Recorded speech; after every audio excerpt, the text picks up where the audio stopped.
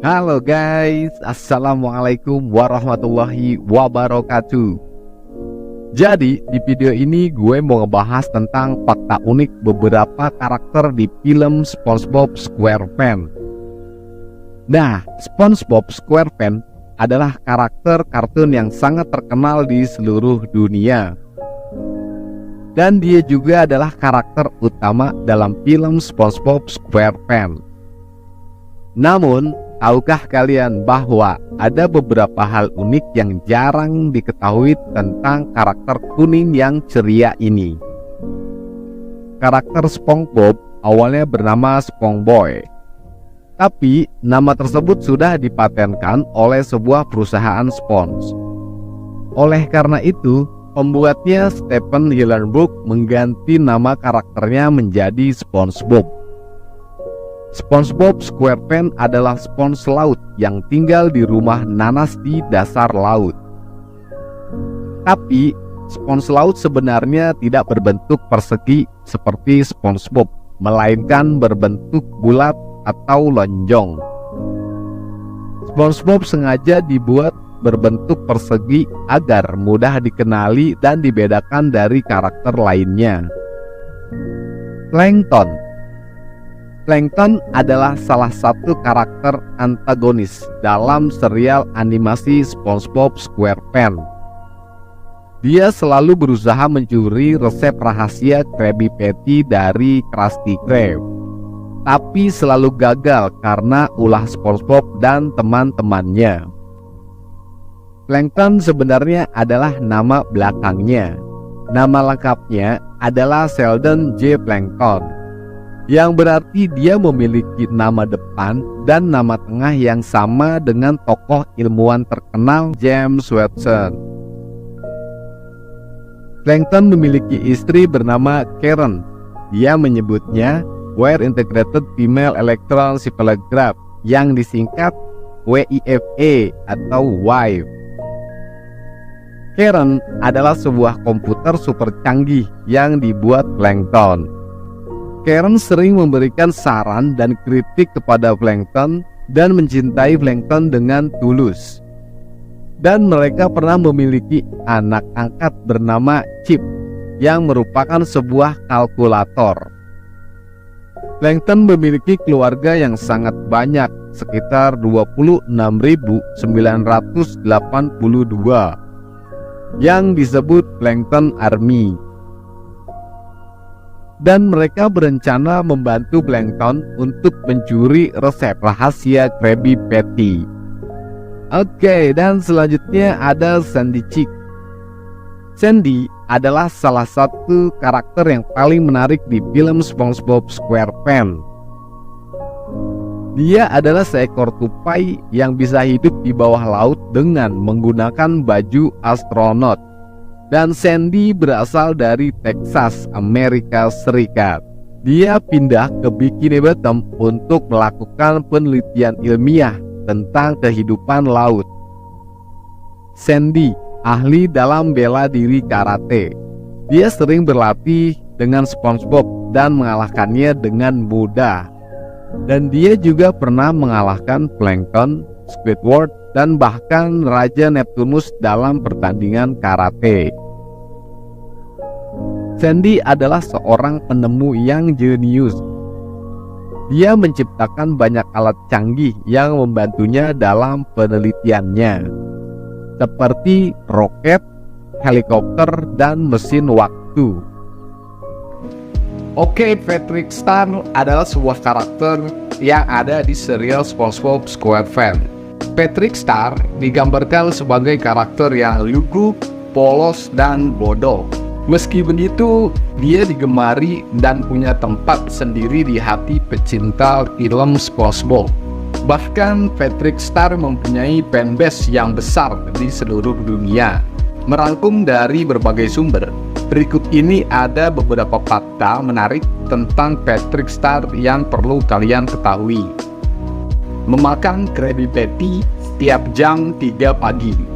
Pada musim keempat, terdapat dialog Squidward yang menentang keputusan Tuan Krab untuk membuka Krusty Krab selama 24 jam.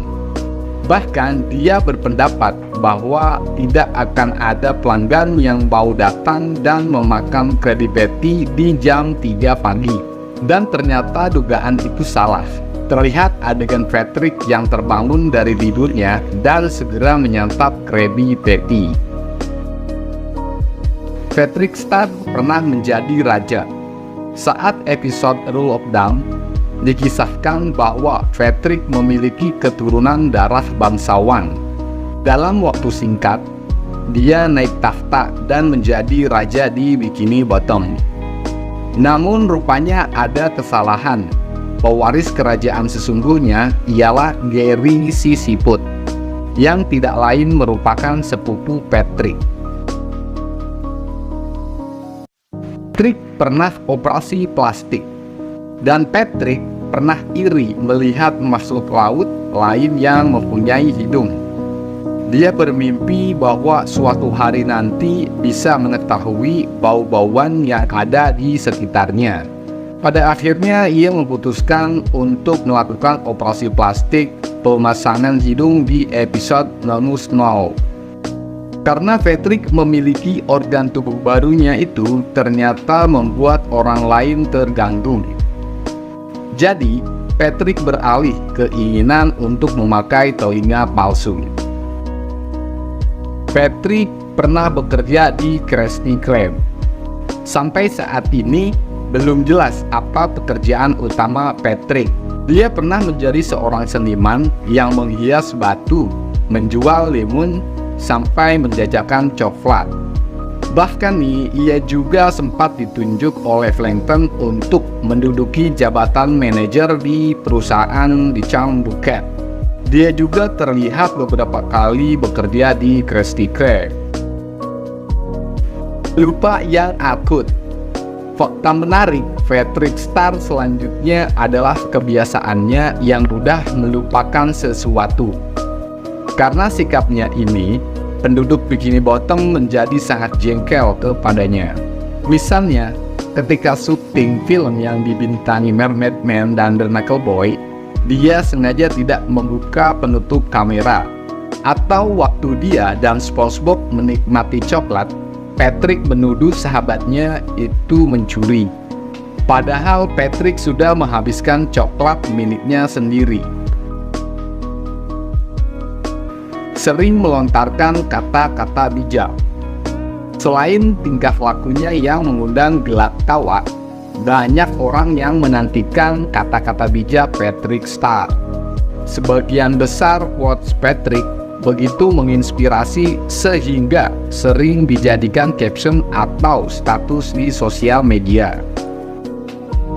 Kerajaan, raja berhak mendapat apa yang dia inginkan.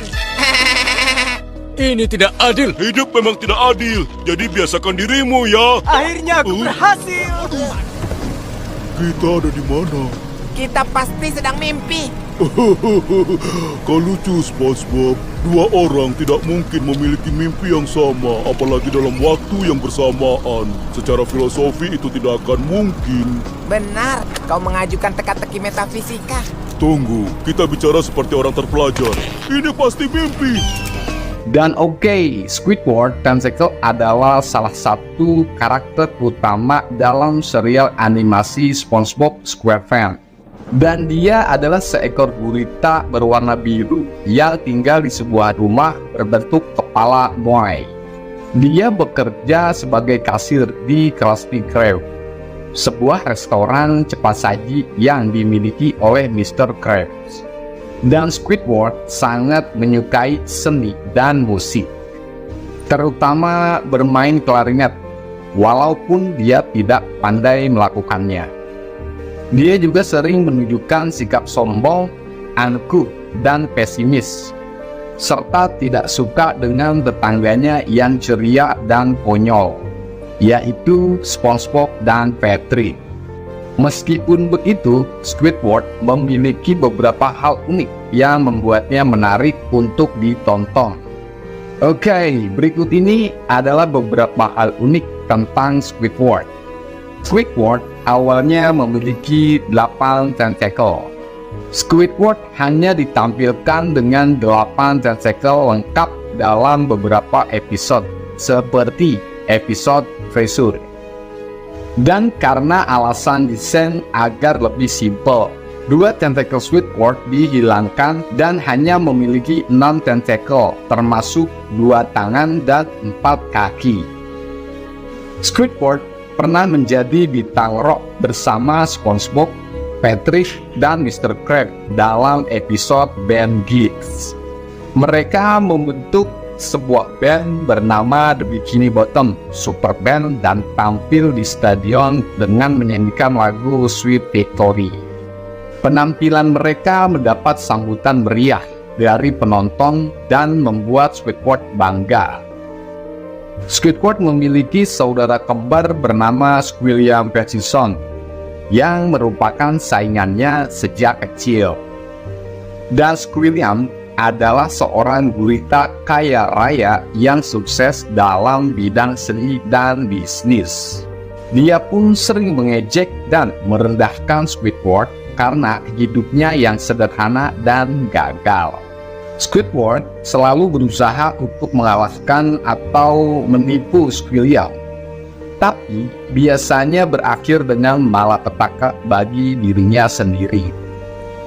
Squidward pernah menjadi idola bagi sekelompok gurita muda yang mengikuti gaya hidupnya dalam episode. Squidward pindah ke sebuah kota bernama Tentacle Acres, di mana semua penduduknya adalah gurita yang mirip dengannya.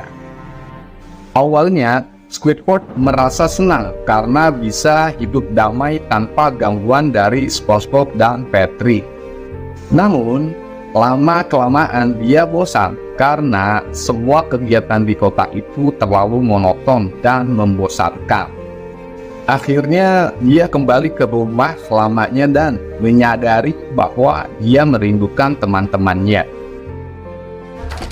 I can't seem to get happy. Maybe this will help. Oke, kali ini gue mau ngebahas sisi gelap di balik film SpongeBob SquarePants. Siapa yang nggak tahu film SpongeBob mulai dari anak-anak hingga orang dewasa? Dan pertama kali film SpongeBob SquarePants ditayangkan di tahun 1999 di Amerika Serikat dan diciptakan sama mendiang Stephen Hillenburg, dan dia seorang animator dan ahli biologi laut, dan itu ahlinya ya. Diterbitkan sama perusahaannya sendiri, United Plankton Pictures. Film SpongeBob berlatar di Samudra Pasifik, di kota Bikini Bottom. Kartun yang satu ini emang kelihatannya ceria banget, tapi kalau lihat lebih teliti, di situ banyak banget dark joke sama konspirasinya. Contohnya bentuk Krusty Krab-nya yang mirip sama penangkaran lobster. Coba lo bayangin, penangkaran lobster itu kayak apa? Dan seolah-olah menandakan kalau manusia itu jahat, yang suka menjaring makhluk laut maksudnya, buat dimakan. Siapa yang makannya kalian? Terus ada resep rahasia Krabby Patty. Sebenarnya agak ngeri nih resepnya kalau dilihat ya. Nggak usah dirasa deh, lu lihat aja udah ngeri. Soalnya gini, di daftar resepnya itu ada bahan dari kepiting turuan. Padahal Tuan Krab sendiri itu kepiting. Coba lu bayangkan. Apakah Tuan Krab di sini mempromosikan orang-orang buat makan kaumnya sendiri? Nah, itu mengerikan ya guys. Dengar-dengar dari tetangga, dan bukan selimut ya, selimut tetangga. Katanya Bikini Bottom itu terinspirasi dari tempat yang aslinya disebut Bikini Atoll, tempat yang sejarahnya kalau nggak salah yang gue tahu digunakan buat ngetes bom nuklir, bahkan dari dasar laut. Gimana coba? Serem banget kan? Dan katanya si SpongeBob itu dianggap sebagai kaum pelangi, yang lebih kenal sekarang itu Rainbow. Dan ada episode di mana si SpongeBob sama Patrick itu ngerawat seekor kerang. Tunggu. Kerang kan gak punya ekor. Kita ganti, jangan seekor. Dan SpongeBob sama Patrick pernah ngerawat seonggok. seonggok kerang. Terus di situ mereka berdua berperan layaknya seorang suami istri, padahal mereka berdua kan laki-laki. Banyak pula guyonan di serial ini ya, yang sopan dan banyak juga yang ngawur. Pokoknya 100% ini kartun bukan khusus untuk anak kecil ya guys.